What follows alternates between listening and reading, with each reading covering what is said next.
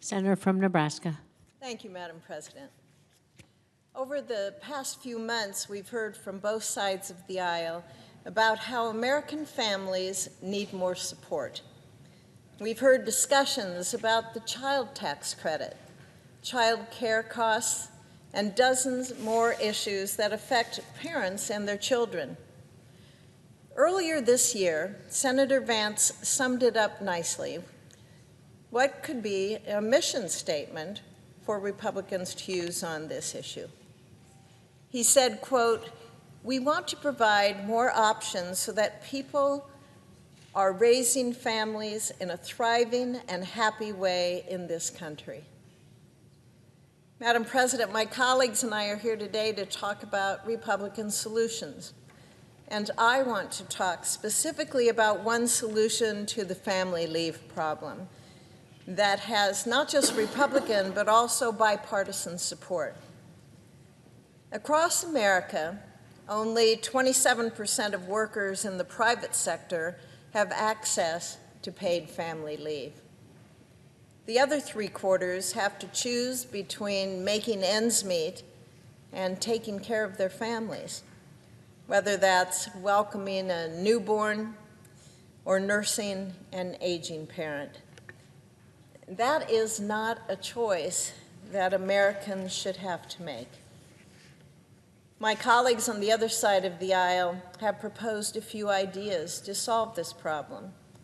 Some of them advocate for a new nationwide government entitlement program. Some advocate for a mandate that would force businesses to pay out of pocket for their employees' leave. Neither of those options is practical or politically realistic. Our nation is already trillions of dollars in debt, and a mandate, well, that would squash small businesses that simply don't have the resources to survive while paying an employee who is not at work. But there is a solution, a way to offer employees paid time off without creating a new mandatory program or forcing businesses to suffer huge losses. And what I'm talking about here are the mom and pop businesses, especially Main Street businesses, that maybe they have 1 employee, 2 employees, maybe 5. And we have a solution. There is a way to offer employees paid time off without creating a new mandatory program or forcing those small businesses to suffer losses. We can provide tax benefits to businesses that offer employees paid leave, which will in turn free up resources that businesses can use to pay the salaries of their workers on leave. This is a tried and true method. It works. I know because I've done it before. In 2017, Senator Angus King and I, we created the first nationwide paid family leave policy in the history of the United States. We created a tax credit for employers who voluntarily offer up to 12 weeks of paid leave to their employees, and President Trump signed it into law. But that tax credit, it's going to expire. And it's going to expire at the end of 2025. To ensure that businesses can keep offering paid leave, we need to make sure that we make that credit permanent, as well as make it easier for businesses to qualify for it and to use it.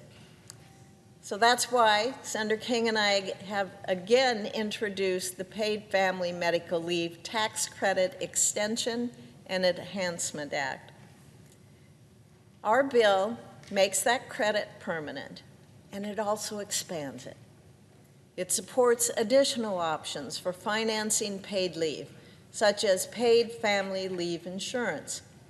It also allows employers to begin offering paid family medical leave to workers sooner after being hired.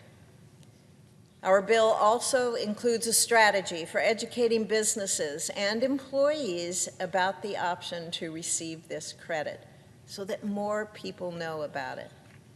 It requires the Small Business Administration and the IRS to conduct targeted outreach and technical assistance for those who need it, which will raise awareness of the credit and expand the number of Americans who have paid leave. This is a Republican solution, and it's one that everyone can get on board with. It already has a track record of bipartisan support here in Congress. And we have the perfect opportunity to pass this tax credit yet again in the new year.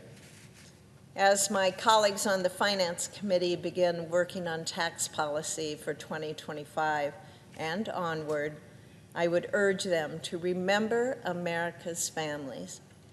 Remember how much they need access to paid family leave.